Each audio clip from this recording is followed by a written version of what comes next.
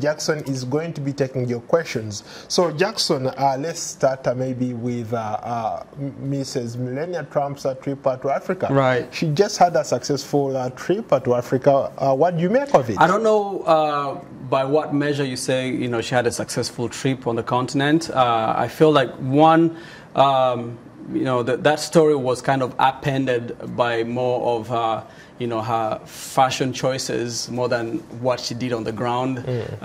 Every story that I read had to do with her wearing that pith helmet. I don't know if you saw with the helmet that is very synonymous with colonialism in Africa. So which was a poor, fashion choice for her. And unfortunately kind of drowned out whatever good things that she did on the continent or, her visit.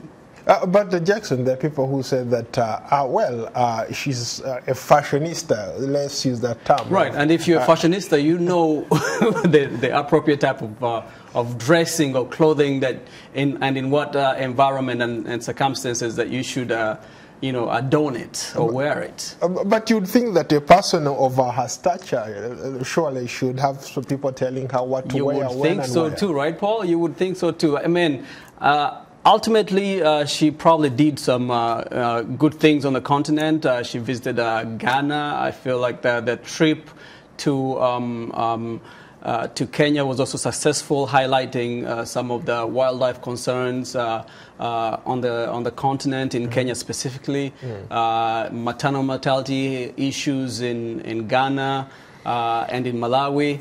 And so some of those, just bringing to light some of those issues and having them be part of a larger conversations in terms of some of the policies, whether it's policy, UN policy, funding to maternal mortality, programs, maternal health programs on the continent, whether it is issues of wildlife protection in Kenya and other parts of Africa. In as far as that is concerned, I think she did a great job. But I feel like that was drowned out by again her fashion choices. I could not agree with you more, Jackson. But how about those people who say that wait a minute, she was trying to promote conservation.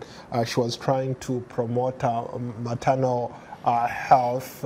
She went to so many different hospitals, but frankly speaking, that she cannot relate with some of these things. Right. When you talk about the environment, Donald Trump's sons, President Donald Trump's sons, all over the internet doing trophy hunting. This is something that she was supposed to highlight on one of her trips. Right. You talk about her looking at these young babies. Everybody likes to pose with young babies. What difference does it make for those? Right, you're right. I think you do have a point. And the fact that also this administration has rolled back some of the protections, wildlife protections that we saw during the last administration.